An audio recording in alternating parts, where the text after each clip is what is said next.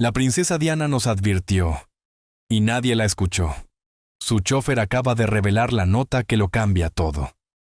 Esta noche, una revelación sacude los cimientos de la monarquía británica. El antiguo conductor de la princesa Diana ha roto su silencio tras casi 3 décadas. Afirma que, tan solo unas horas antes del trágico accidente en París que le costó la vida, Diana le entregó una nota escrita a mano. Un mensaje estremecedor que decía: «Si algo me pasa, miren a Charles». ¿Por qué guardó ese secreto durante tantos años? ¿Qué lo empujó a hablar ahora? ¿Y qué dice esa explosiva nota sobre las personas más cercanas a Diana en sus últimos momentos? Lo que estás a punto de escuchar podría reescribir todo lo que creíamos saber sobre aquella noche fatídica, y sobre quienes, tal vez, querían que Diana desapareciera. Quédate con nosotros. Antes de continuar, por favor, da me gusta, suscríbete al canal y activa la campanita para recibir actualizaciones. Era tarde. París ya se había acostado bajo una manta de faroles dispersos y sombras sigilosas. En los pliegues oscuros de la noche, dentro del Hotel Ritz de París, la mujer que el mundo entero adoraba, la princesa Diana, reunía sus pensamientos sin saber que serían los últimos. El latido de la ciudad era constante, ajeno al hecho de que, en menos de una hora, el planeta entero recibiría la noticia más devastadora de la década. Y en medio del caos que se avecinaba, estaba un hombre tras el volante. Henry Paul, el conductor de aquella noche, cuya voz permanecería en silencio durante décadas. Hasta ahora. Esto no es otro recuento del accidente mortal. No es una cronología repetida por periodistas, forenses, ni teóricos de la conspiración. Esta historia gira en torno a un único trozo de papel. Pequeño, manuscrito, doblado una vez, y entregado por la temblorosa mano de Diana al conductor.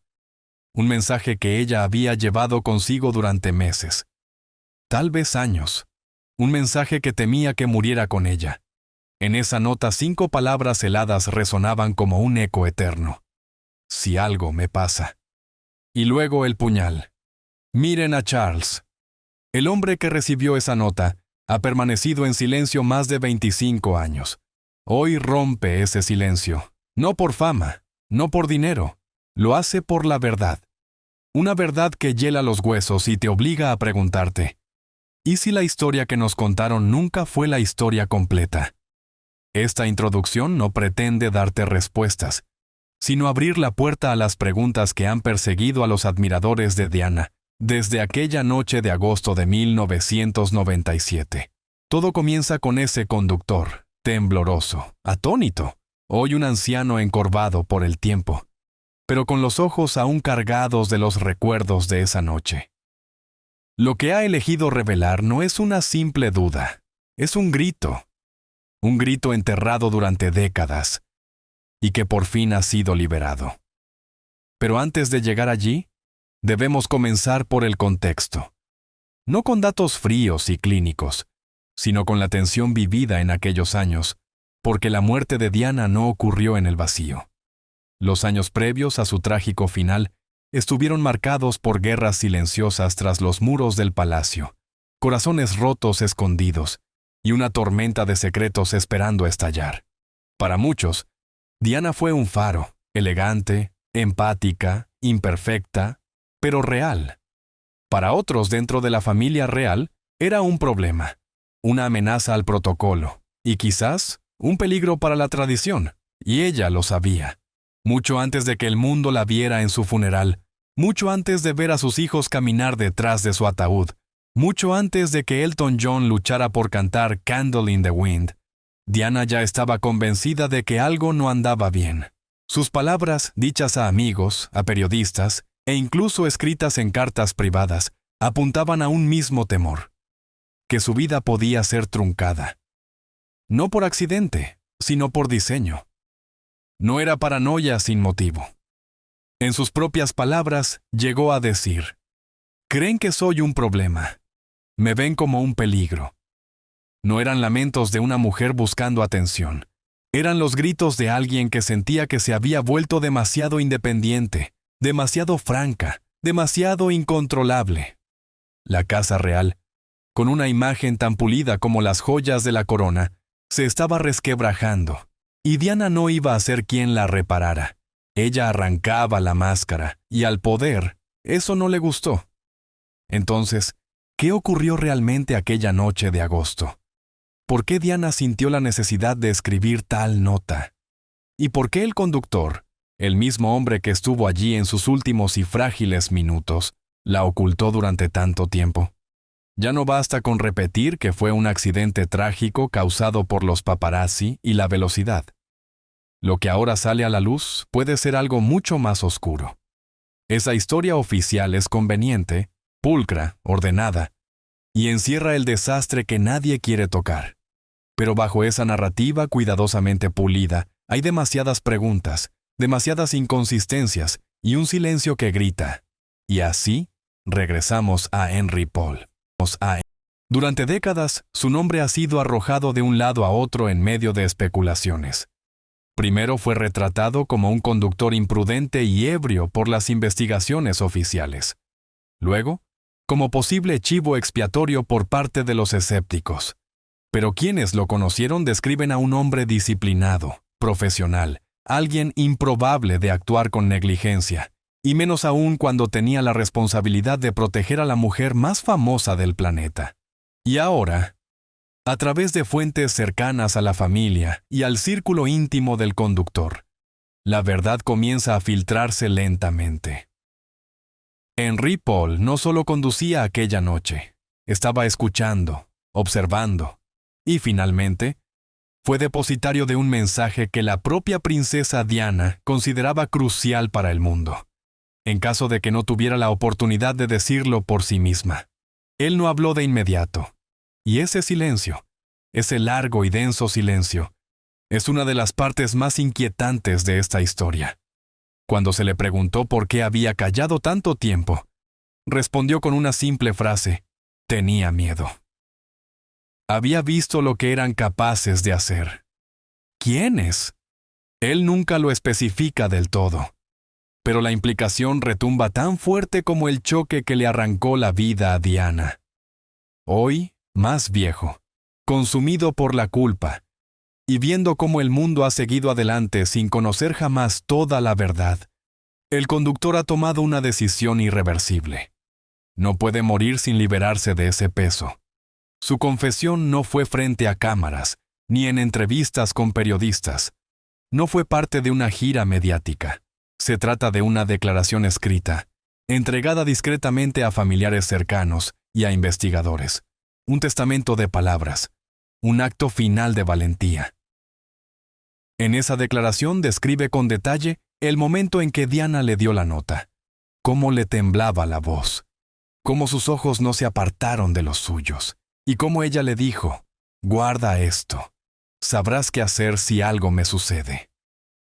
Recuerda su vacilación, la pausa frente a la puerta, como si supiera, como si una intuición le susurrara que esa noche marcaría su final. Cuando se le preguntó por qué Diana mencionó a Charles, por qué creía que su exmarido podría estar relacionado con aquello que tanto temía, Henry Paul solo pudo negar con la cabeza. No quería creerlo entonces, escribió. No sé qué creer ahora, pero guardé la nota. Eso era todo lo que podía hacer. Esta revelación, que llega tras tantos años, reabre una herida que nunca terminó de cicatrizar, porque le da carne a los rumores, sangre a las teorías y alma a una tragedia que el tiempo no ha conseguido enterrar. No se trata de señalar culpables sin pruebas. Se trata de atreverse, una vez más, a preguntar. ¿Estamos seguros de que sabemos lo que realmente ocurrió? A medida que avancemos en esta historia, verás el último día de Diana bajo una nueva luz. Escucharás testimonios de antiguos empleados reales, de investigadores que alzaron banderas rojas, y de amigos que fueron testigos del creciente temor que sentía. Y sobre todo, escucharás las palabras de quien estuvo allí, no como un simple espectador, sino como testigo, un hombre cuyo silencio ha terminado, y cuya verdad podría cambiarlo todo. Quédate con nosotros. Porque al finalizar este video, no solo te replantearás la muerte de la princesa Diana, te preguntarás qué tan profundo llegan los secretos del poder y hasta dónde alguien podría llegar para protegerlos. Era 30 de agosto de 1997. Por todos los indicios, debía ser una velada más. Glamorosa, quizás, pero nada fuera de lo común para Diana, princesa de Gales.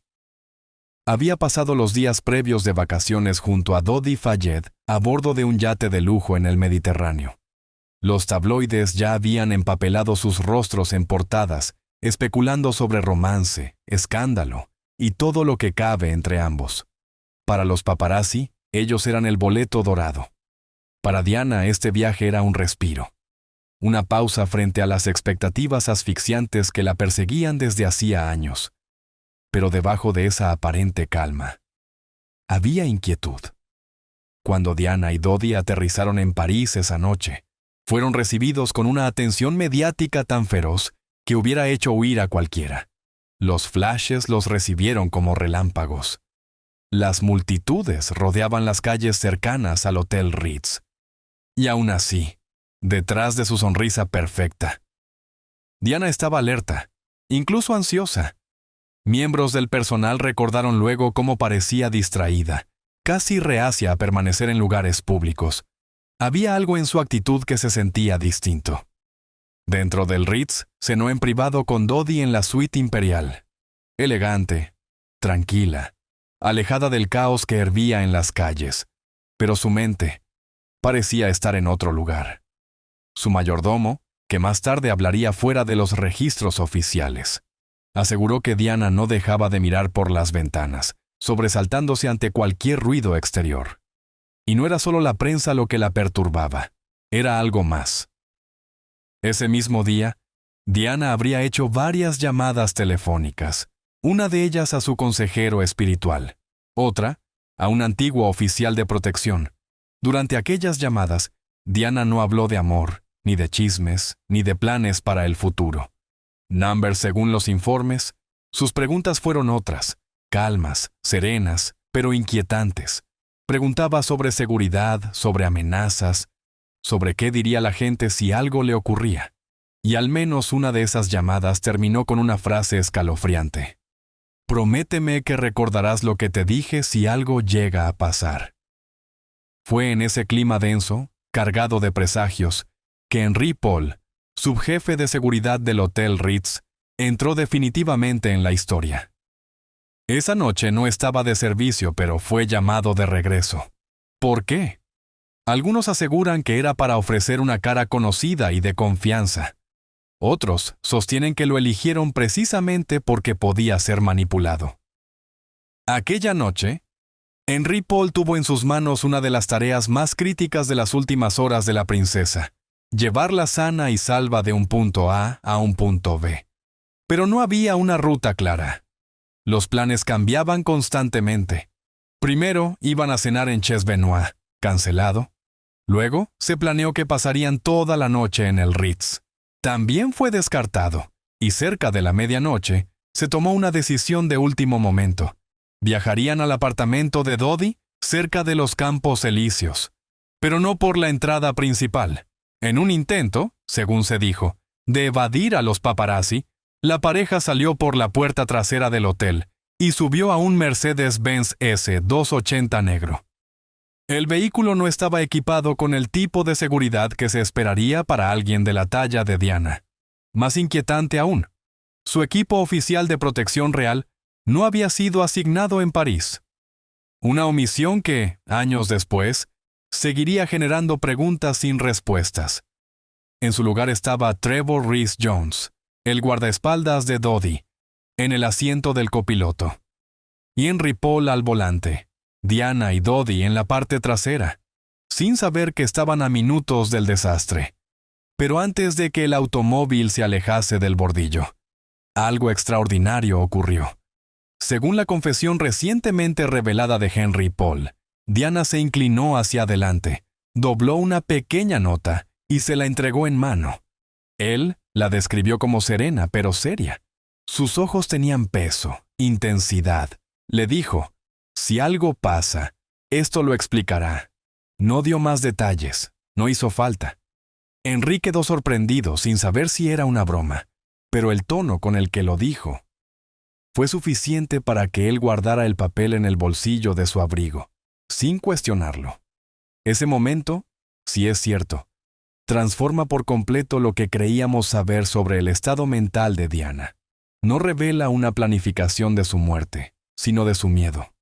Confirma que creía con firmeza que alguien o algo quería hacerle daño, y confió lo suficiente en Henry Paul como para entregarle un mensaje que pudiera sobrevivirla.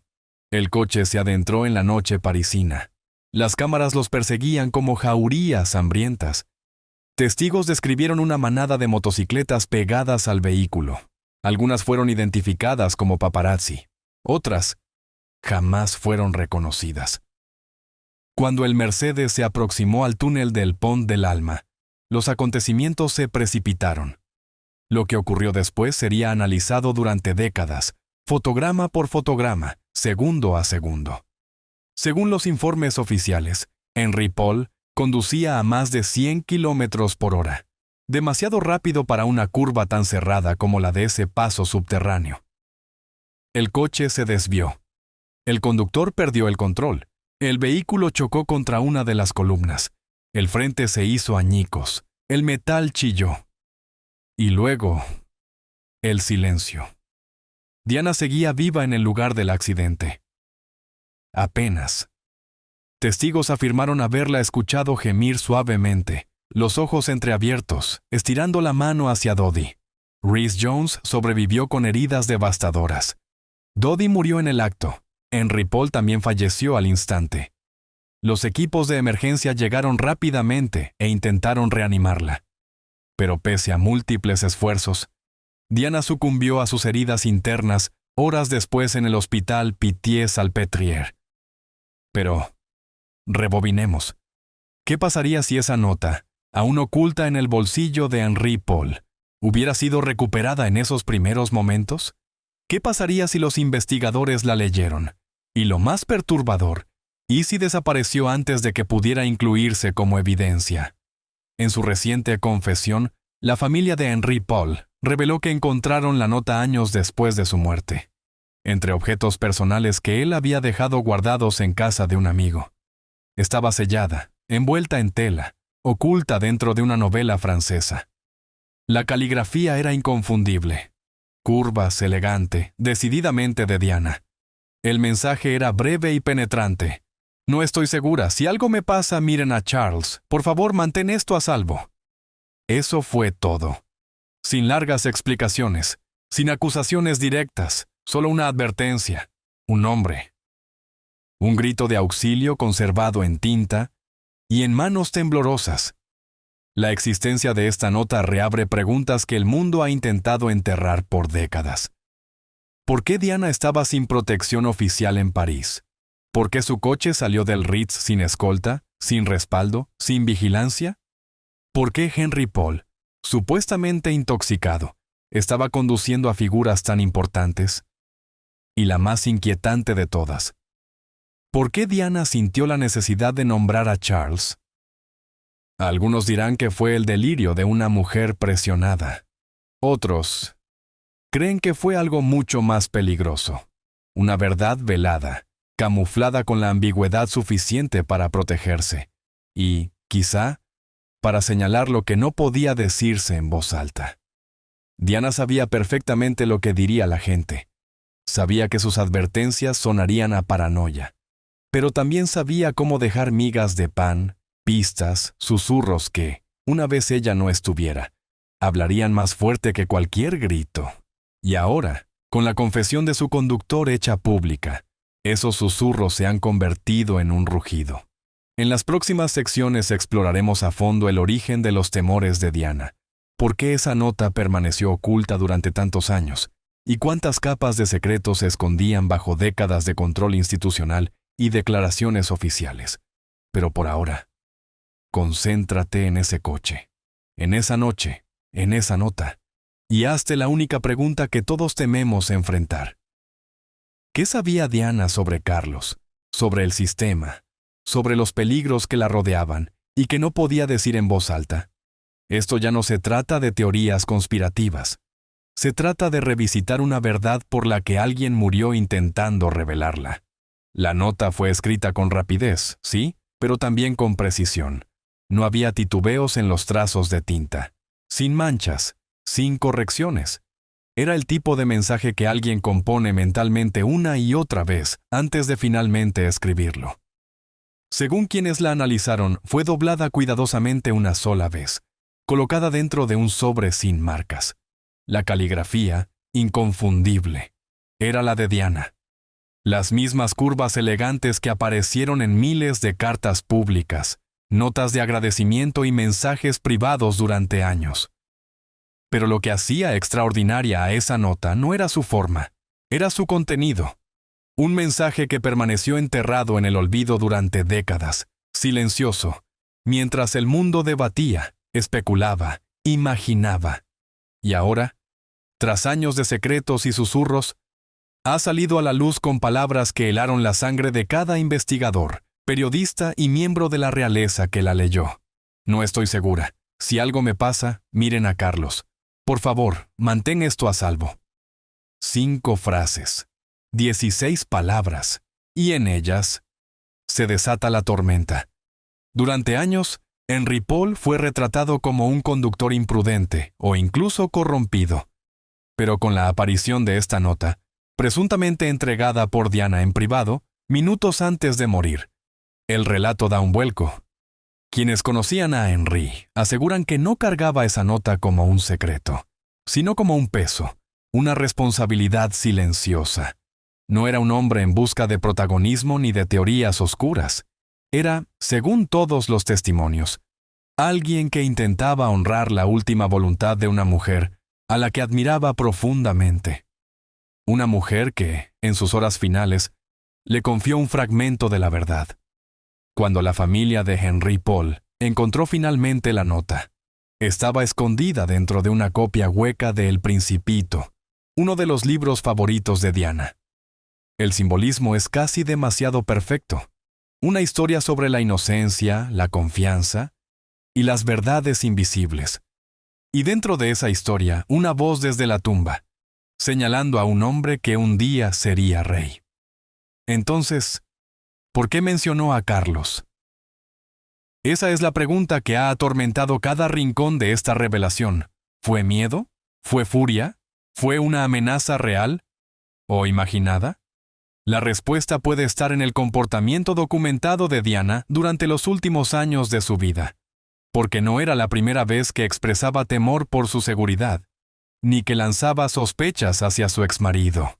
En 1995, durante su ya mítica entrevista con Panorama y Martin Bashir, Diana pronunció una frase que aún hoy resuena con inquietud. Éramos 3 en este matrimonio, así que estaba un poco lleno. Fue un terremoto. Por primera vez, un miembro de la familia real admitía públicamente traición, dolor y desilusión. Pero más allá de los titulares sobre la infidelidad, había indicios mucho más oscuros.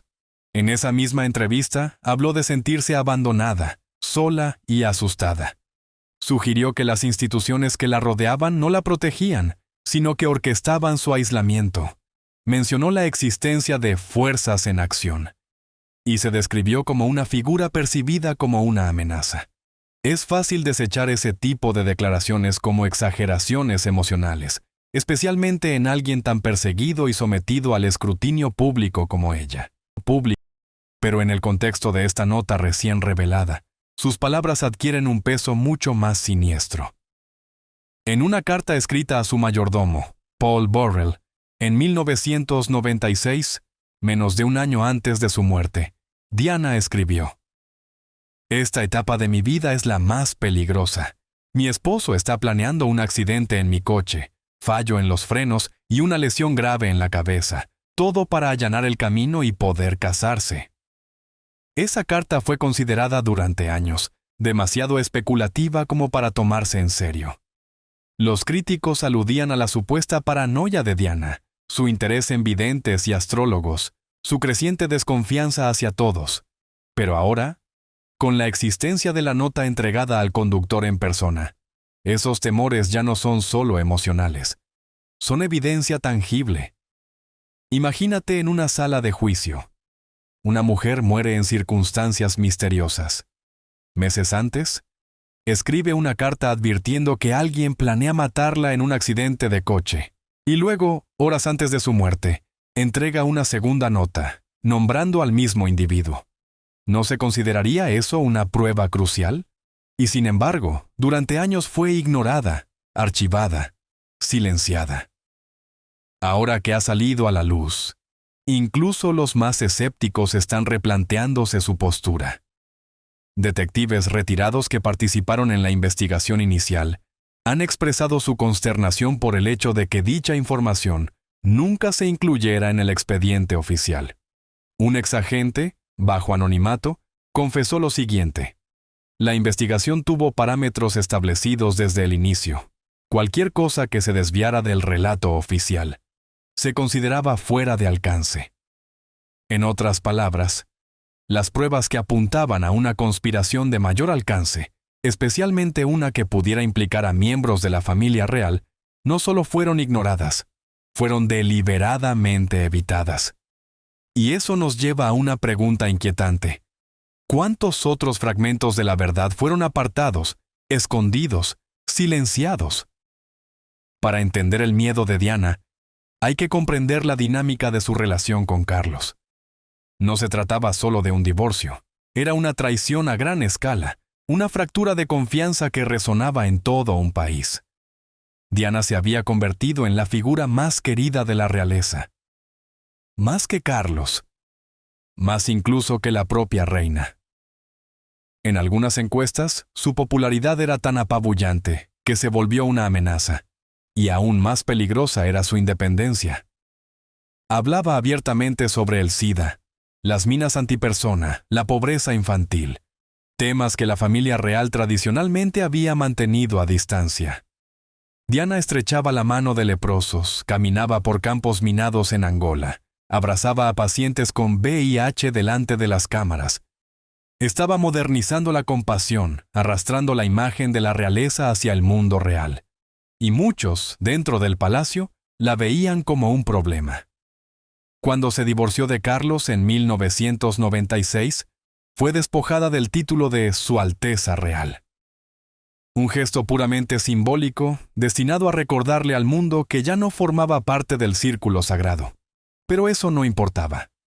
Diana no necesitaba un título para tener poder. Ella tenía algo mucho más potente: al pueblo. Y quizás eso, más que nada, la volvía peligrosa.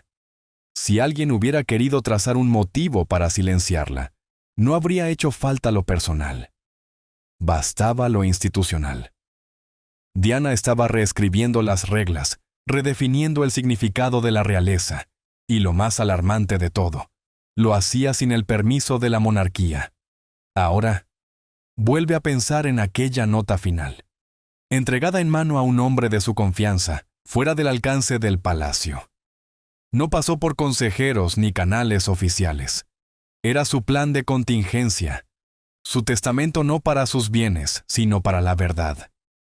En entrevistas con amigos íntimos y periodistas, hay un patrón que se repite: la sensación constante de ser vigilada, manipulada, superada por fuerzas invisibles. Le confesó a una persona de confianza: nunca me dejarán vivir en libertad. No de verdad. No eran simples lamentos poéticos, eran miedos con raíces reales. ¿Y qué hay de Carlos, el hombre a quien señaló con su puño tembloroso en esa nota? Desde la muerte de Diana, Carlos ha cultivado cuidadosamente una imagen pública: padre devoto, ecologista, defensor de la fe y la tradición. Y es cierto, no existe ninguna prueba pública que lo vincule directamente a actos maliciosos.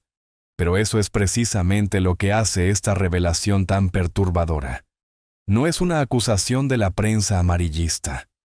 Es una advertencia personal de la mujer que mejor lo conocía. Una mujer que vivió dentro de la maquinaria real y logró salir, herida, marcada, pero aún con voz. Debe decirse claramente, La nota no prueba que Carlos orquestara nada, pero sí prueba que Diana temía que lo hiciera.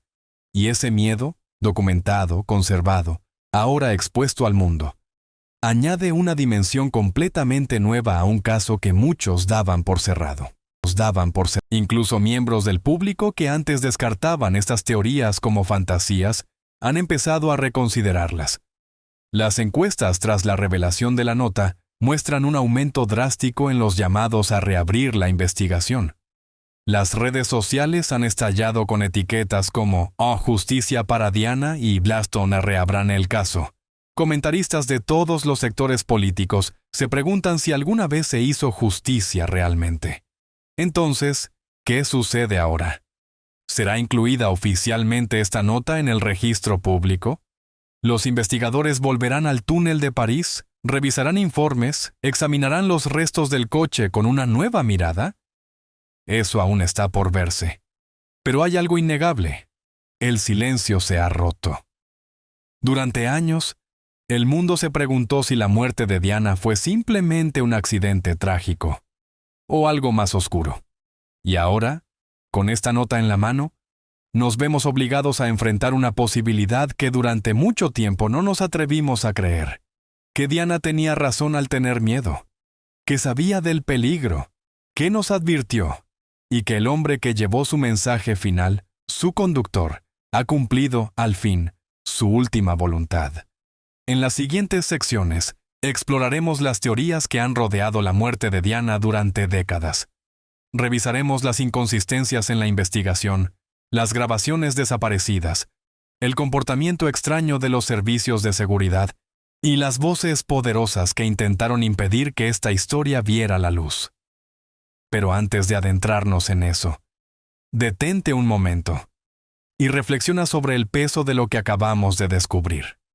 Una princesa, despojada de su corona, pero nunca de su voz, dejó un mensaje final. No para obtener fama, no por venganza, sino por protección. Y lo confió a las manos de un hombre que, al fin, lo ha hecho público. La mañana después del accidente, el mundo enmudeció. Por una vez, hasta los tabloides contuvieron sus titulares con respeto. Ramos de flores cubrieron los portones del Palacio de Kensington. Gente lloraba abiertamente en las calles de Londres, París, Nueva York. Para millones, la noticia fue un golpe directo al pecho. Diana, la princesa del pueblo, se había ido. La versión oficial era sencilla, demasiado sencilla. Un coche que atravesaba a gran velocidad un túnel en París, perseguido por paparazzi, se estrelló contra una columna. El conductor, supuestamente intoxicado, sin cinturones de seguridad, sin posibilidad de sobrevivir. Pero para muchos, esa explicación jamás resultó convincente. Y desde el primer momento, una conspiración comenzó a echar raíces, alimentada por susurros, incoherencias y pruebas que simplemente no cuadraban. Ahora, con la aparición de la nota y la confesión del conductor, lo que antes se tachaba de paranoia, empieza a parecer profecía.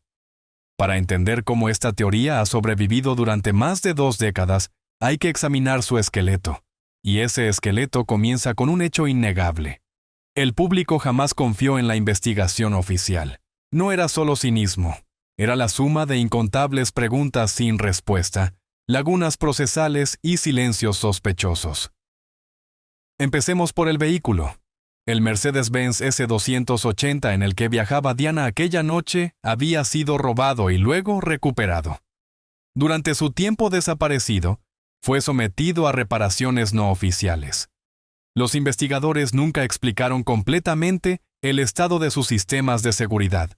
Aún más inquietante, no se halló ninguna falla mecánica, pero tampoco se explicó jamás por qué un conductor supuestamente experimentado como Henry Paul perdería el control de forma tan brusca, a menos que algo más hubiera interferido.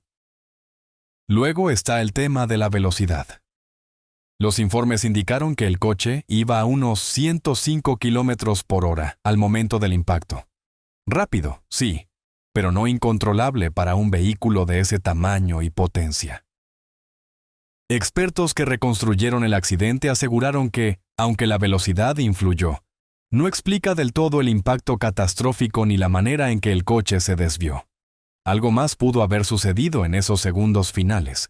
Un destello, una colisión, una interferencia externa. Esa posibilidad jamás se investigó a fondo. Y, por supuesto, está la brecha crítica en las pruebas visuales. El túnel del Pont del Alma, una infraestructura urbana de gran importancia, no tenía cámaras de vigilancia funcionando en el momento del accidente. Según las autoridades francesas, las cámaras en esa área estaban apagadas, en mantenimiento o simplemente no operaban. Esa explicación generó escepticismo en todo el mundo. Aún hoy lo sigue haciendo. Un exfuncionario de tráfico francés, que habló con un periodista británico bajo condición de anonimato, confesó: en París, cada túnel es vigilado, cada uno, excepto aparentemente aquel donde murió Diana. Sonaba absurdo, y sin embargo esa versión se sostuvo. La versión estaba vigilada. A eso hay que sumar el comportamiento extraño de Henry Paul en las horas previas al accidente. Las cámaras del Hotel Ritz lo muestran caminando con paso firme, sin tambalearse, sin hablar arrastrado. Sin embargo, los informes toxicológicos alegaron que estaba tan intoxicado que apenas podía mantenerse en pie. ¿Cómo puede ser? Las inconsistencias no hicieron más que multiplicarse con el tiempo. Testigos que aseguraron haber visto un destello brillante instantes antes del impacto. Un misterioso Fiat Uno blanco que presuntamente rozó el Mercedes. Y jamás fue localizado. Testigos presenciales que nunca fueron entrevistados formalmente. Fotógrafos que llegaron a la escena en segundos, pero ofrecieron versiones contradictorias. Uno afirmó haber visto a Diana viva y pidiendo ayuda. Otro dijo que estaba inconsciente. Un tercero se negó a hablar públicamente y poco después desapareció de los medios para siempre. Y luego, la conducta del aparato británico. La reina permaneció en Balmoral durante días tras la muerte de Diana, negándose a hacer una declaración pública. Ese silencio se convirtió en escándalo, provocando la indignación general. El primer ministro Tony Blair tuvo que intervenir y convencer al palacio de que reaccionara. Y aún entonces, las palabras fueron frías, calculadas, sin calidez ni arrepentimiento. Como si la monarquía no solo estuviera desprevenida emocionalmente, sino también estratégicamente. En los años siguientes, la familia real se esforzó por recuperar la confianza del público. Pero detrás de bambalinas, las voces no cesaron. Y no todas eran de fanáticos o conspiranoicos. Algunas eran de exagentes de inteligencia, excolaboradores, amigos cercanos a Diana, que aseguraban que ella vivía cada vez con más miedo. Creía que le intervenían los teléfonos, que su apartamento estaba vigilado. Le dijo una vez a una amiga: lo harán cuando sea el momento. No lo harán de forma obvia. Esa idea, la de que Diana sabía que algo se avecinaba, se convirtió en el núcleo de todas las teorías en torno a su muerte. Y no era solo palabrería. Hubo momentos reales, documentados, en los que expresó temores por su seguridad. La famosa carta a Paul Burrell, advirtiendo sobre un posible accidente automovilístico planificado. Sus declaraciones en la entrevista de Panorama sobre sentirse observada y socavada. Una grabación privada que realizó y mantuvo oculta. Y ahora, con la nota entregada a su conductor, tenemos lo que podría ser la última pieza de ese rompecabezas sombrío. Los críticos argumentan que las conspiraciones florecen en el vacío, que las inventamos para llenar el hueco que deja la tragedia. Pero en el caso de Diana, los huecos no eran imaginarios, eran reales, medibles. Y no solo fueron ignorados, fueron activamente evitados. Durante la investigación británica de 2007 sobre la muerte de Diana, conocida como Operación Paget, los investigadores entrevistaron a más de 250 testigos, revisaron miles de documentos y concluyeron que el accidente fue una tragedia sin intención maliciosa. Pero incluso esa exhaustiva pesquisa reconoció elementos perturbadores. El papel de los paparazzi, la falta de protección adecuada y los propios temores de Diana. Aún así, se detuvieron justo antes de señalar a los culpables. Notablemente, la investigación descartó la hipótesis de un complot como infundada, pero nunca explicó del todo por qué tantas señales de alarma quedaron sin respuesta. ¿Por qué nunca se rastreó al Fiat Uno blanco? ¿Por qué algunos testigos fueron silenciados o ignorados? ¿Por qué fallaron por completo los protocolos de seguridad esa noche? La conspiración, por tanto, nunca murió realmente. Se adaptó, persistió, esperó. Y ahora, con la confesión del conductor y la nota escrita a mano por Diana, ha vuelto a despertar. Pensemos en las implicaciones.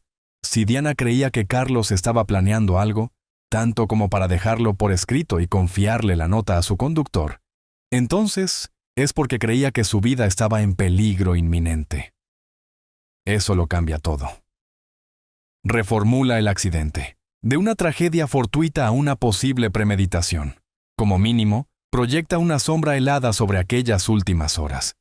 Carlos, por supuesto, jamás ha respondido públicamente a estas acusaciones. ¿Por qué lo haría? Reconocerlas les daría legitimidad. Negarlas podría solo avivar el fuego.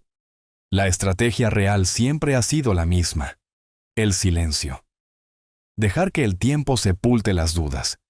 Permitir que la memoria pública se disipe. Pero ahora, el tiempo ya no es su aliado. La nota existe, el testimonio es real, y el mundo vuelve a mirar. Las redes sociales se han convertido en una segunda sala de juicio, donde cada revelación es diseccionada por millones en tiempo real. Los hashtags se vuelven tendencia, los hilos se hacen virales. Y la pregunta que nunca desaparece resurge con más fuerza. ¿Diana sabía que iba a morir? ¿Y trató de advertírnoslo? Mientras nos preparamos para entrar en el siguiente segmento de esta investigación, exploraremos una capa aún más perturbadora: la posible implicación de agencias de inteligencia. La propia Diana creía que el MI6 la vigilaba. Hablaba de coches con micrófonos ocultos, frenos manipulados, cartas interceptadas, y hay exagentes que ahora aseguran que no estaba equivocada. Pero antes de adentrarnos en esa dimensión escalofriante, pensemos en esto. La confesión del conductor no provino de un hombre buscando fama, sino de un hombre al final de su vida. Un hombre que cargó durante décadas con la culpa, el silencio y una verdad peligrosa. Su decisión de hablar no fue imprudente, fue una redención. Y al hacerlo, puede que haya reavivado la pregunta más importante de nuestro tiempo: ¿quién mató realmente a Diana? Cuando ocurrió el accidente, el 31 de agosto de 1997, Henri Paul murió en el acto. O eso dice la versión oficial.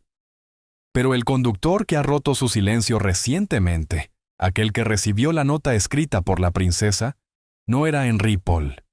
Se trata de otro hombre. Alguien que ha permanecido en las sombras durante décadas, mencionado solo en susurros y documentos no oficiales. Un segundo conductor, un suplente, un miembro del equipo de protección esa noche, pero excluido deliberadamente de los registros. Su nombre, por razones de seguridad, no ha sido revelado, a petición suya. Pero lo que ahora se sabe pinta el retrato escalofriante de un hombre que vivió con un secreto capaz de costarle la vida. Según fragmentos desclasificados y testimonios privados, este segundo conductor trabajaba para una empresa de seguridad contratada por Mohamed Al-Fayed, el padre de Dodi. Su tarea era ayudar con la logística, vigilar el entorno y, en algunos casos, actuar como conductor suplente. La noche del accidente, debía escoltar a Diana y Dodi en un vehículo señuelo. Pero los planes cambiaron en el último minuto. Fue reasignado a vigilar la salida trasera del Hotel Ritz. Allí fue donde Diana se le acercó en silencio, con calma, y le entregó la nota. No dijo mucho, escribió él después. Solo que, si algo ocurría, yo sabría qué hacer. En ese momento, no insistió. No había tiempo. Y más importante aún, no era su lugar. Diana lo miró directamente a los ojos. Sus manos no temblaban, pero su voz tenía un peso que quedó suspendido en el aire mucho después de que ella desapareciera en la noche. Él guardó la nota en el bolsillo de su abrigo. No la leyó hasta horas más tarde, después de las sirenas, después de las noticias, después de que el mundo se desplomara en luto. La nota cambiaría su vida para siempre, y sin embargo, no se la mostró a nadie. Al principio, el silencio fue instintivo. Luego, se convirtió en una cuestión de supervivencia. Pronto se dio cuenta de que todo a su alrededor comenzaba a cambiar. En cuestión de días, personas de su entorno en el circuito de seguridad empezaron a evitar sus llamadas. Las conversaciones se volvían cortas. Un excompañero incluso lo advirtió en voz baja. «Deshazte de lo que tengas. Tú no viste nada». Lo que más le impactó no fue el contenido de la advertencia, sino la velocidad con la que todo estaba siendo limpiado. Y no hablamos de limpieza física. Aún quedaban flores en Kensington, aún se encendían velas en París. Pero la narrativa oficial ya estaba siendo esculpida en piedra. No habría espacio para preguntas. Henry Paul estaba ebrio. Los paparazzi eran llenas. Fue una tragedia, sí. Pero también un capítulo cerrado. Caso archivado. Fin de la historia. Excepto para él. Para este hombre, la historia no había terminado. Apenas comenzaba. Abandonó París menos de una semana después, alegando una emergencia familiar. En realidad, huía. Reservó un vuelo con otro nombre, usando credenciales vinculadas a una empresa en la que había trabajado brevemente. Durante los años siguientes, cruzó Europa bajo múltiples identidades, desempeñando empleos ocasionales en logística, seguridad y conducción. La nota de Diana permanecía oculta en un compartimento secreto de su bolso de viaje. Jamás escaneada, jamás fotografiada, solo leída en raras ocasiones. Siempre a solas, siempre con la luz tenue, siempre con la puerta cerrada. Con el tiempo, dejó de ser solo un pedazo de papel. Se convirtió en una brújula, un recordatorio de que llevaba algo que no le pertenecía, pero que el mundo tenía derecho a conocer. ¿Por qué no habló antes? Esa es la pregunta que todos se hacen. Su respuesta es sencilla: miedo. Según él, hubo señales, momentos que le helaban la sangre, como aquella vez en Praga, cuando al registrarse en un hotel, 3 horas más tarde la recepción le preguntó si su esposa lo acompañaría, excepto que él nunca había mencionado a nadie. O aquella noche en Lisboa, al regresar a su apartamento alquilado, notó que su maleta se había movido. Una cremallera abierta. Nada faltaba. Pero alguien había estado allí. Comenzó a sospechar que lo vigilaban. Quizá no de forma constante, pero sí lo suficiente como para recordarle lo que estaba en juego. También creía que había otros, esparcidos por Europa y el Reino Unido, que sabían algo sobre aquella noche. Algunos intentó contactar. A otros ni siquiera se atrevió. En uno de sus escritos personales, describe un recuerdo vívido de 2001, cuando vivía en Rotterdam bajo otro nombre más, trabajando turnos nocturnos para una empresa de seguridad. Una noche, se detuvo en un café local y vio a un hombre leyendo un tabloide británico con la cara de Diana en portada. Era un especial retrospectivo, años después de su muerte. El titular decía: «Sigue siendo nuestra reina de corazones». Debajo, una cita de Carlos. «Todavía me atormenta su pérdida». El conductor se congeló, no por las palabras, sino porque el hombre levantó la vista, le sonrió levemente y se marchó. Lo siguió, no con hostilidad, sino con intriga. El hombre se desvió por una calle lateral y desapareció. No era nada, y al mismo tiempo, lo era todo. Un mensaje, quizás. Con los años, estos episodios se acumularon. Una llamada extraña, un coche estacionado fuera por demasiado tiempo, personas que lo rozaban en lugares silenciosos. Finalmente, dejó de usar Internet, compró teléfonos desechables, pagaba todo en efectivo, evitaba las cámaras, no vivía, sobrevivía, nunca se casó, jamás se quedó en un mismo lugar por más de un año. Una vez intentó contactar con un periodista, a través de un intermediario. La respuesta fue escalofriante. Si lo que dices es verdad, entonces no quiero saberlo. Así que esperó. Esperó hasta que su salud comenzó a deteriorarse. Hasta que los médicos le dijeron que sufría una condición cardíaca degenerativa. Hasta que comprendió que el tiempo, que antes era su refugio, ahora se volvía su enemigo. Entonces escribió una confesión, no como un intento de llamar la atención, sino como un testimonio final. La dirigió a una firma legal especializada en casos de denunciantes protegidos. Adjuntó una copia escaneada de la nota. Expertos forenses confirmaron más tarde que la tinta, el papel y la caligrafía coincidían con cartas auténticas de la correspondencia privada de Diana. La nota era real.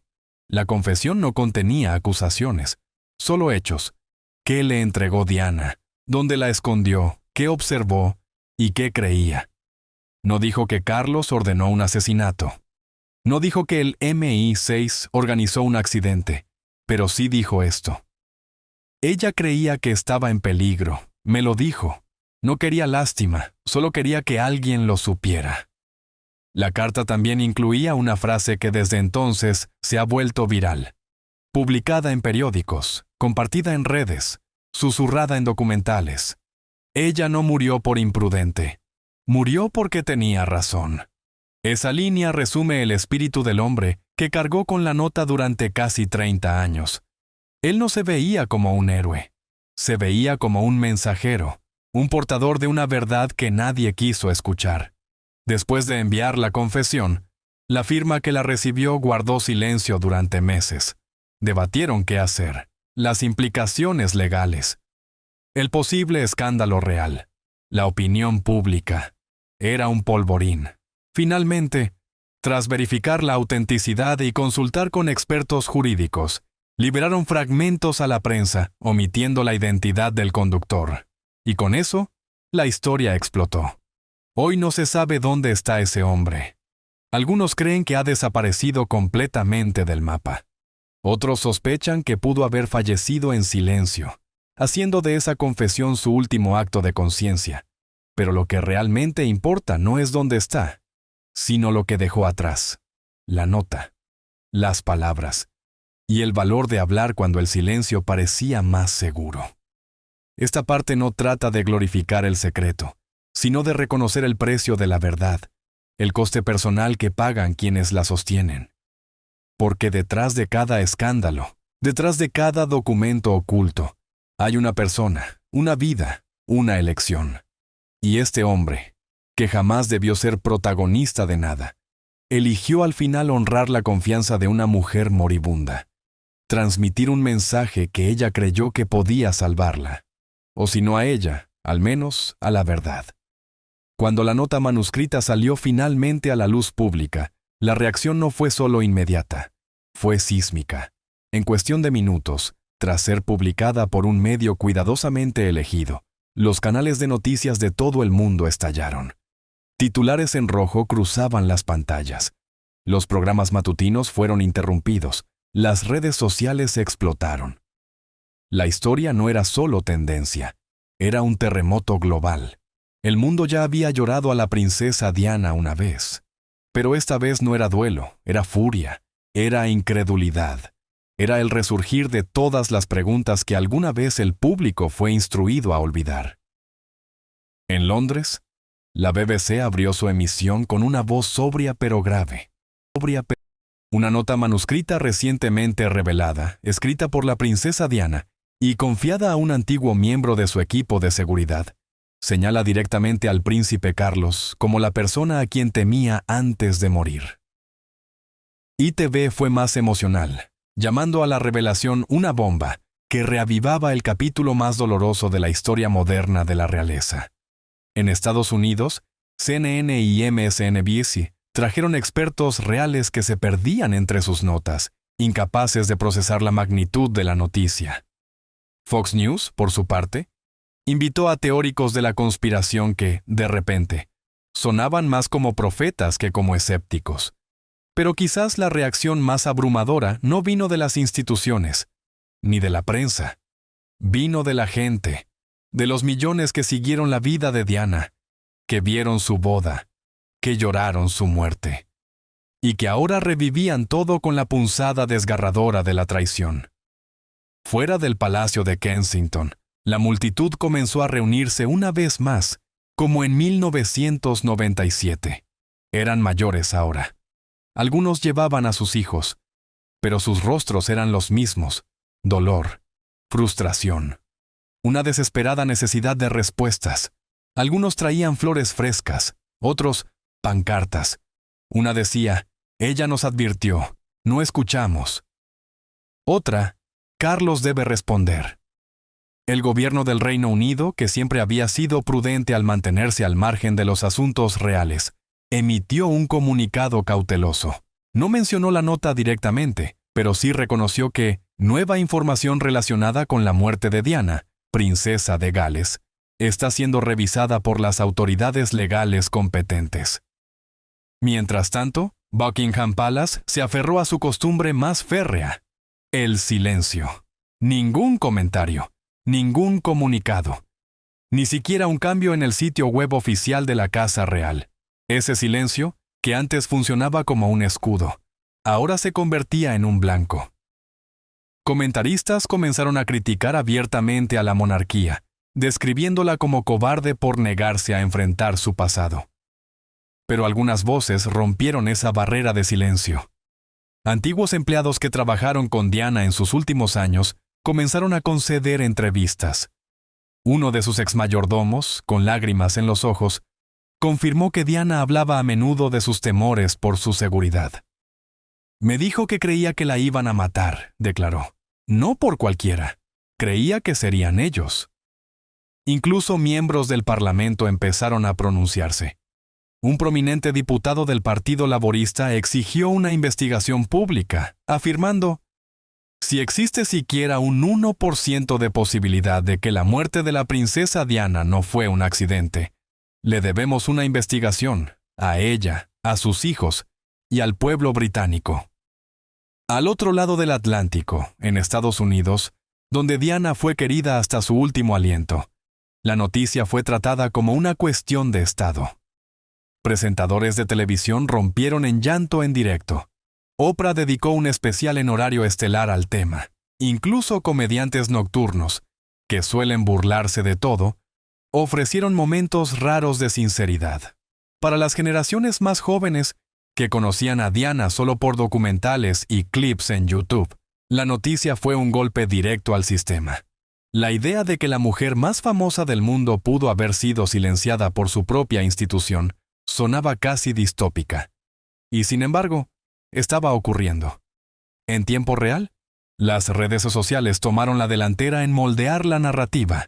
Videos virales explicaban el contexto de la nota con montajes impactantes, mostrando la entrevista Panorama de 1995, junto a la imagen escaneada de las palabras escalofriantes escritas por Diana.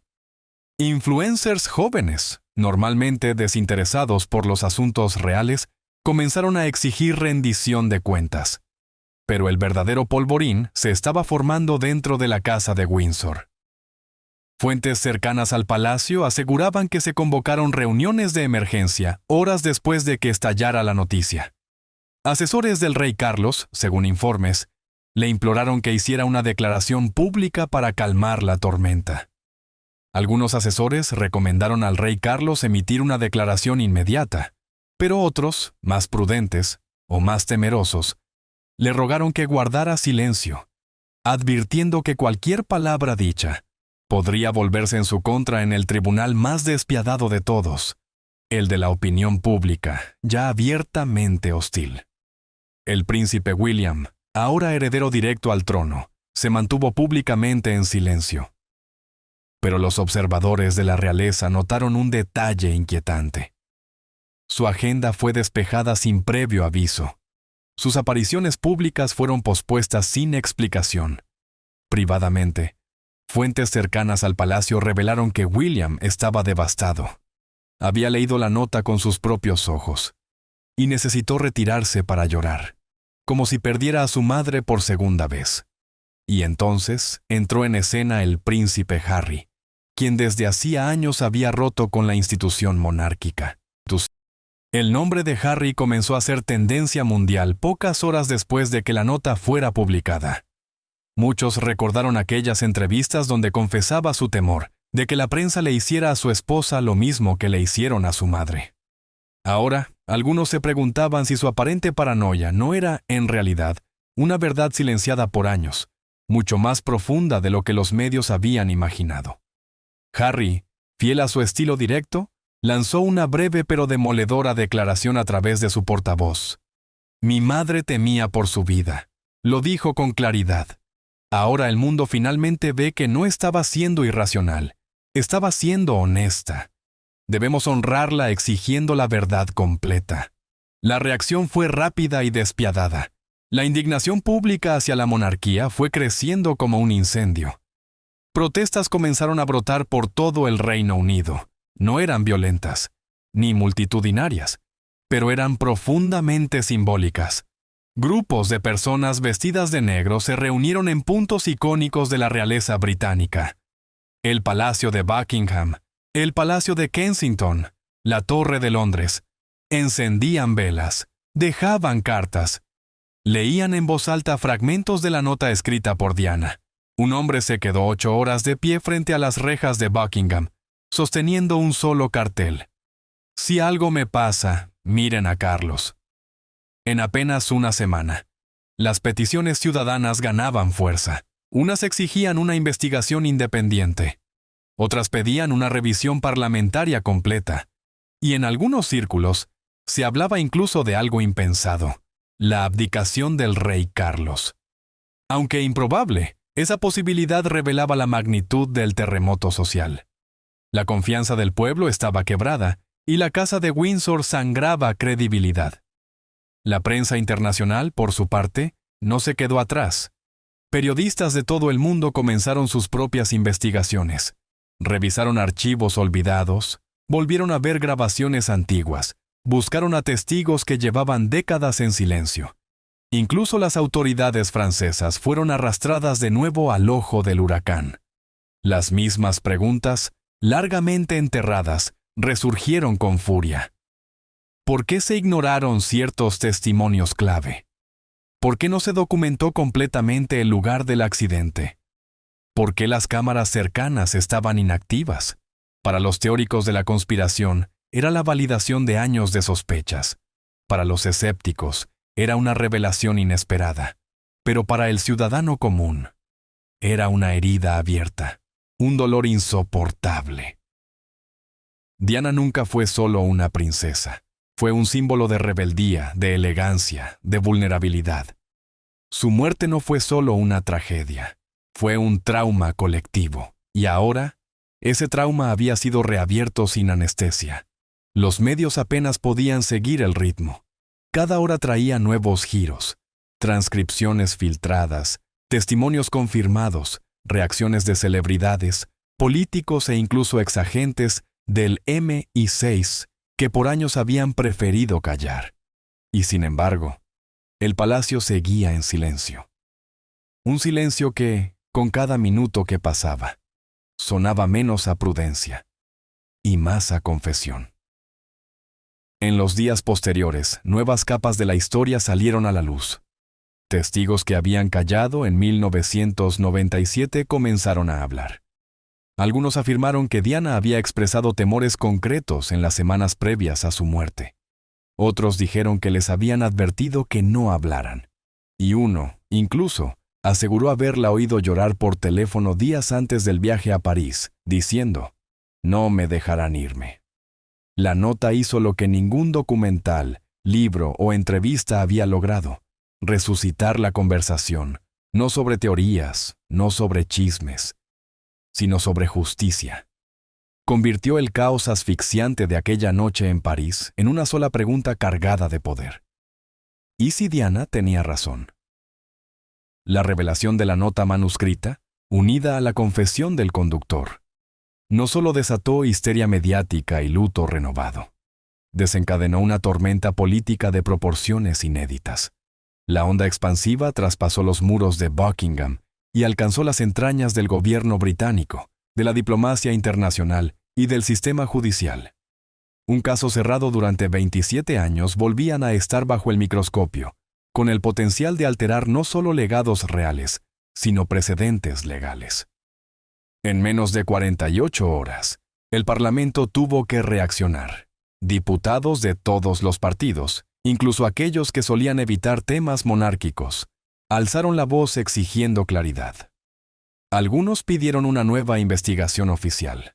Otros, la formación de una comisión especial independiente, fuera del alcance de la influencia real.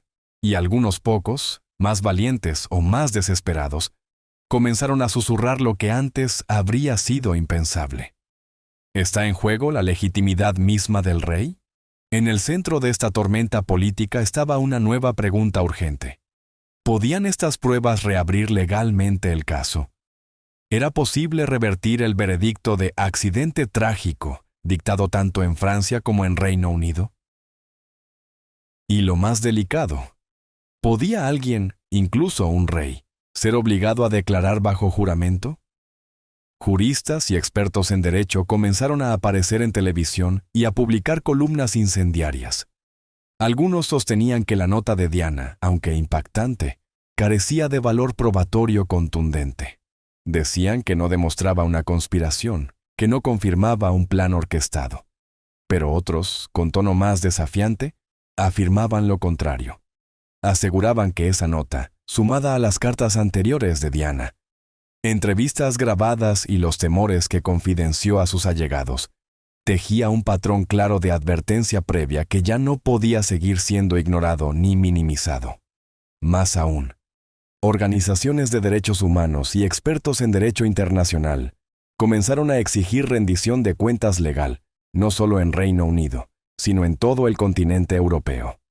Un grupo de seguidores de Diana llevó el caso ante el Tribunal Europeo de Derechos Humanos, invocando el artículo 2 del Convenio Europeo, que garantiza el derecho a la vida y exige que los estados realicen investigaciones efectivas en muertes sospechosas. Argumentaban que la investigación de 2007, conocida como Operation Paget, no había cumplido con los estándares mínimos de transparencia ni de independencia, especialmente ahora que había salido a la luz nueva información que nunca fue considerada oficialmente. Presionado por la marea creciente, el ministro del Interior británico convocó una rueda de prensa cuidadosamente equilibrada entre la cautela y la diplomacia.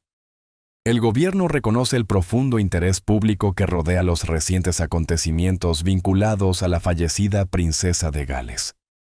Estamos en consulta con asesores legales y evaluando la viabilidad de reexaminar las pruebas. No se tomará ninguna medida a la ligera, pero tampoco se ignorará esta cuestión. Para quienes lucharon durante décadas por mantener viva la historia de Diana, esas palabras fueron la primera grieta en un muro que llevaban años golpeando sin descanso. Los activistas se organizaron rápidamente, viendo la declaración oficial como una confesión indirecta. Algo se había pasado por alto.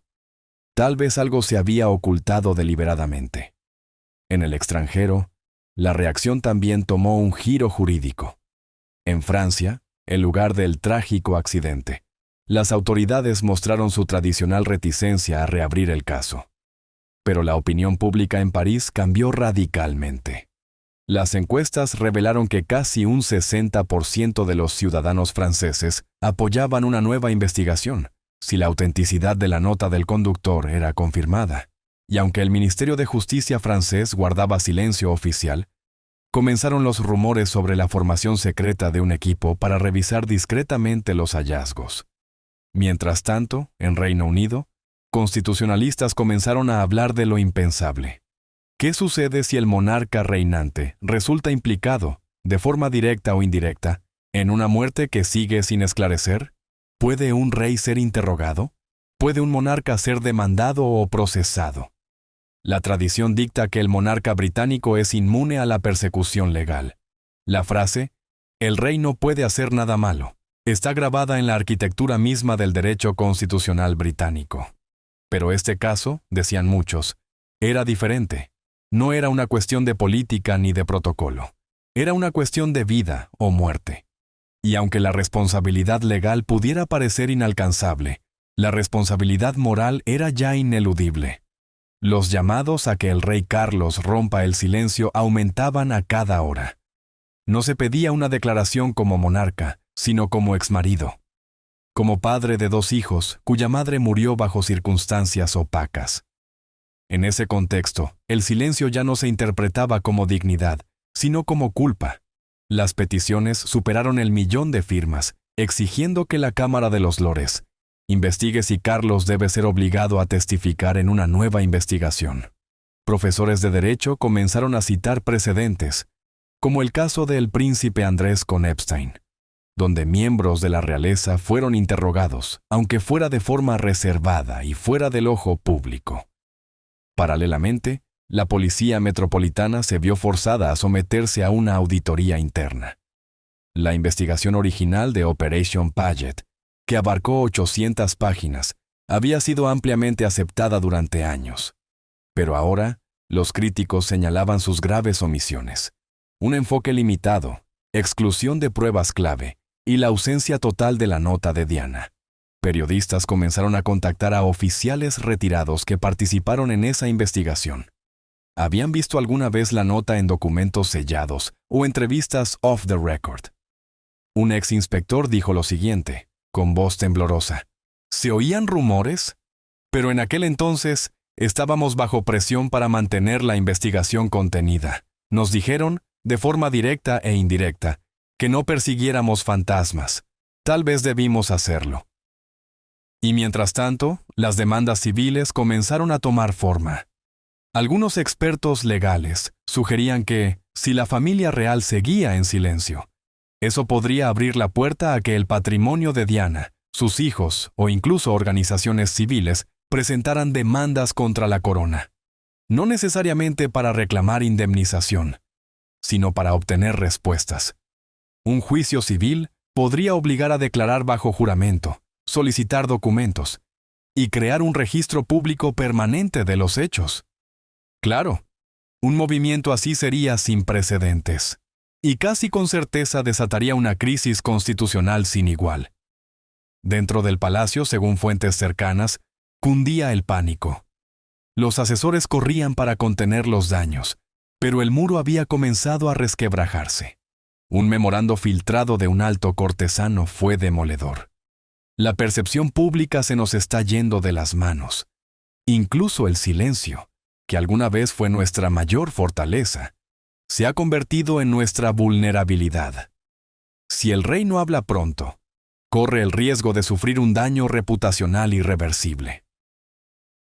Tras las puertas cerradas del palacio, la familia real se encontraba dividida.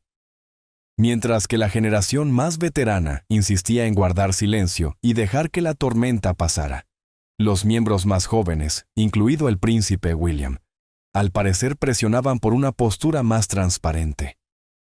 Según fuentes no identificadas, William estaba profundamente perturbado por la nota y cada vez más desencantado con la estrategia del palacio de esconderse detrás del hermetismo y la evasiva.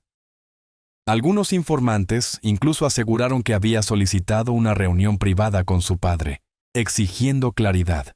Por su parte, el príncipe Harry, desde los Estados Unidos, y pese a su distanciamiento de la vida real, fue aún más directo.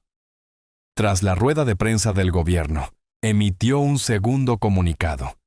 Mi madre merecía honestidad. El pueblo británico merece honestidad.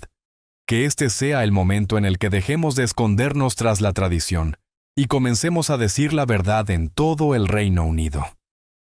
Las protestas continuaban. Eran mayormente pacíficas, organizadas y cargadas de simbolismo. Cintas negras, velas encendidas, fragmentos de la nota de Diana recitados con megáfonos. En Manchester, un mural de 9 metros mostraba el rostro de Diana rodeado por las palabras: Ella nos advirtió. El mundo legal reaccionó en masa. Columnas de opinión, mesas redondas televisadas, foros en las principales facultades de derecho. La pregunta ya no era solo si Carlos respondería, sino si podía seguir siendo rey si no lo hacía. Esto ya no se trataba de probar un asesinato, ni de afirmar una conspiración planificada. Se trataba de rendir cuentas. Se trataba de rendir cuentas.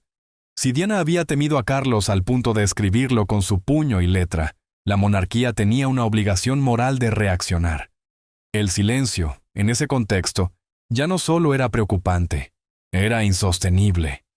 Los analistas jurídicos propusieron varias vías. Algunos exigieron un tribunal público, liderado por juristas independientes, con capacidad de emitir citaciones judiciales.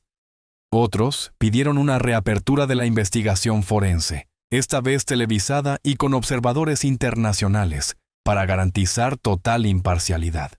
También se propuso que la nota manuscrita de Diana, ya autenticada, sea archivada de forma permanente y accesible al público, para que las generaciones futuras conozcan la verdad que se intentó ocultar durante tanto tiempo.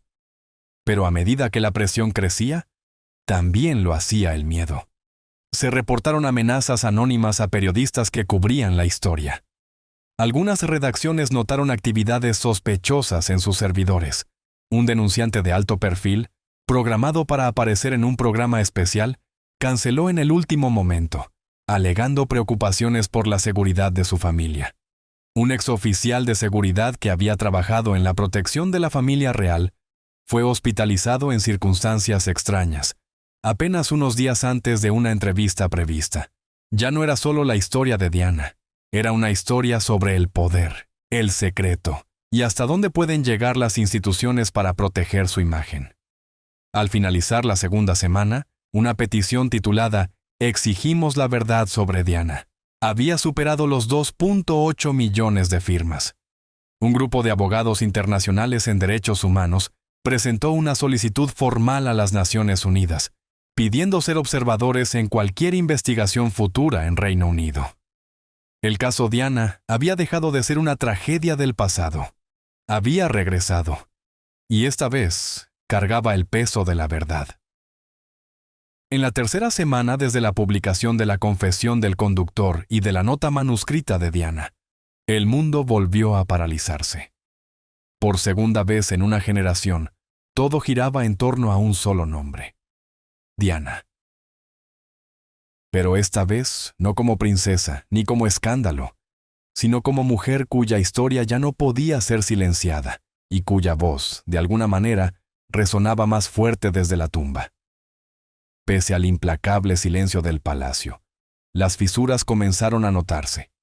Cortesanos eran vistos entrando y saliendo de reuniones privadas a todas horas.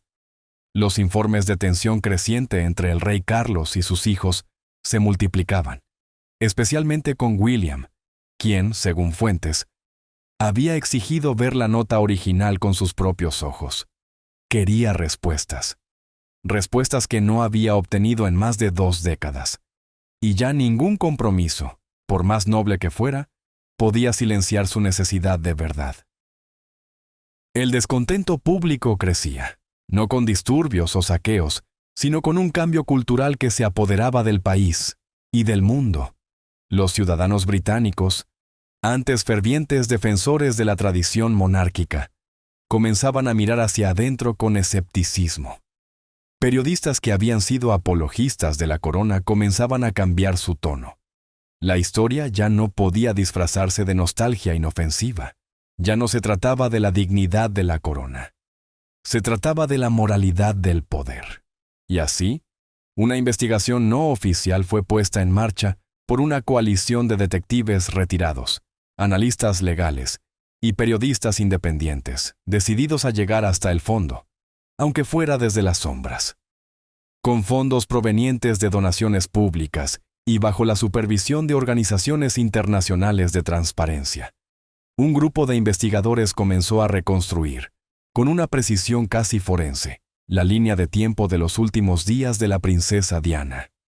Entrevistaron a testigos sobrevivientes, reanalizaron fotografías, rastrearon transacciones financieras vinculadas a su seguridad e incluso localizaron contactos de inteligencia que alguna vez operaron en los círculos más cercanos a la realeza.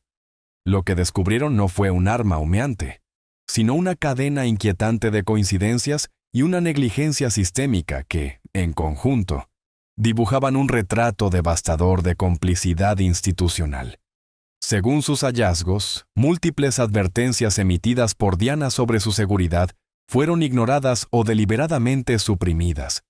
Sus llamadas a asesores reales, en las que manifestaba temor, no quedaron registradas en ningún archivo oficial. Su solicitud para que se le restituyera la escolta personal, tras haber sido reducida en París, fue denegada. Incluso los intentos de su equipo legal por preservar pruebas de aquellos últimos días fueron obstaculizados o directamente borrados, con documentos extraviados y correspondencia desaparecida. El informe no oficial, aunque no vinculante ante ningún tribunal, fue difundido por completo en línea, desatando una nueva ola de indignación global.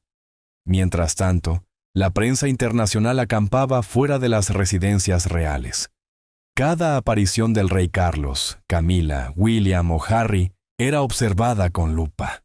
Los paparazzi captaron a William paseando inquieto por los jardines del Palacio de Kensington durante la noche, al parecer en largas llamadas telefónicas. Incluso Meghan Markle acaparó titulares con una enigmática publicación en redes sociales que decía: «Ni siquiera la historia susurra para siempre». En un giro inesperado, un pequeño grupo de parlamentarios veteranos redactó una resolución sin precedentes. Proponían una ley de transparencia real, una moción legal para eliminar la inmunidad de la monarquía en asuntos de investigación criminal.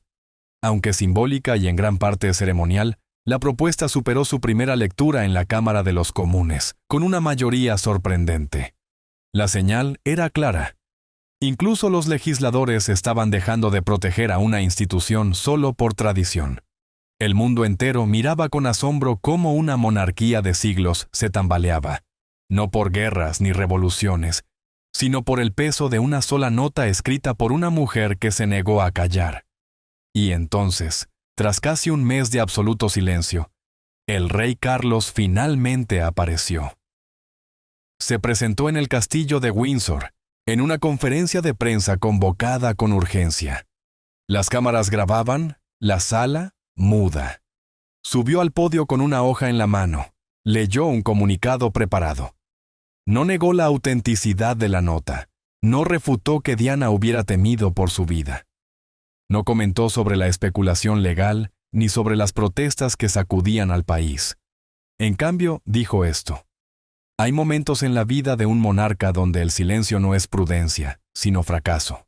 He leído la nota, he llorado por la nota y llevaré su peso conmigo por el resto de mis días. Diana fue la madre de mis hijos, fue una mujer de fuerza, de gracia y de una empatía asombrosa. Le fallé en vida, no puedo fallarle en su memoria». No fue una confesión de culpa, pero tampoco fue una negación. Por primera vez, fue un reconocimiento de algo más profundo, que los miedos de Diana eran reales, y que la institución que la rodeaba no hizo nada por protegerla. Las reacciones al discurso fueron mixtas. Algunos lo calificaron de demasiado poco, demasiado tarde. Otros dijeron que había sido el gesto más humano de Carlos en toda su vida. Pero para los partidarios de Diana, no era suficiente. Querían más que palabras. Querían justicia. Querían acceso total a documentos sellados de la realeza. Querían nombres. Querían responsabilidad. La presión pública obligó finalmente al Parlamento a aprobar la creación de una comisión de responsabilidad real, un organismo independiente con acceso legal a los archivos reales previamente restringidos. Su misión: investigar cualquier evidencia relacionada con la muerte de la princesa Diana, incluyendo el manejo de la seguridad, las comunicaciones internas y los vínculos con los servicios de inteligencia durante los meses previos a agosto de 1997. Mientras la comisión comenzaba su labor, la monarquía británica seguía desmoronándose bajo el peso del escrutinio moderno. Por primera vez en la historia, las encuestas revelaban que la mayoría de los ciudadanos del Reino Unido apoyaban reemplazar la monarquía por una república. Los eventos reales comenzaron a tener menos asistentes. Las visitas internacionales fueron canceladas. El misticismo de la corona no solo se había dañado, había sido perforado. Y sin embargo, en medio de la tormenta, ocurrió algo que nadie esperaba. Los príncipes William y Harry, distanciados durante años, aparecieron juntos en público frente al Palacio de Kensington. Se pararon frente a una multitud de dolientes y medios de comunicación. William sostenía la nota enmarcada y laminada. Harry, a su lado, serio pero firme. William tomó la palabra. Nuestra madre murió con miedo, en silencio, y nosotros fallamos en escucharla a tiempo. Pero ahora la escuchamos. La escuchamos con claridad. Ella tenía razón al tener miedo. Tenía razón al hablar. Y tenía razón al creer que, al final, la verdad encontraría su camino. La multitud aplaudió. Algunos rompieron en llanto. Otros simplemente inclinaron la cabeza en silencio. Fue un instante de recogimiento colectivo, un momento donde el dolor y la verdad se entrelazaron en un mismo suspiro. Entonces Harry tomó la palabra y, con voz firme pero cargada de emoción, dijo: «Este no es el final de su historia, es el comienzo de su justicia». Fue la imagen más poderosa de reconciliación que el mundo había presenciado en años. Dos hermanos, marcados por el dolor, por la distancia y por el peso del pasado, finalmente unidos frente al fantasma más potente de la realeza, Diana. En los meses que siguieron, la Comisión de Responsabilidad Real continuó su trabajo con rigor implacable, y lo que descubrieron hizo temblar los cimientos del palacio. Salieron a la luz inconsistencias documentales, archivos eliminados, informes censurados y grabaciones de cámaras de seguridad que misteriosamente desaparecieron sin explicación alguna. No se halló evidencia directa que vinculara a Carlos ni a ningún individuo en particular con un complot. Pero la montaña de advertencias suprimidas, solicitudes de seguridad negadas y una apatía institucional escalofriante tejieron un retrato sombrío, casi insoportable. Al final, nadie fue a prisión. No hubo arrestos. No se libraron batallas judiciales dramáticas. Pero hubo algo aún más importante. La verdad salió a la luz. La monarquía emitió una disculpa formal. El gobierno británico actualizó sus protocolos para la protección de miembros retirados de la familia real.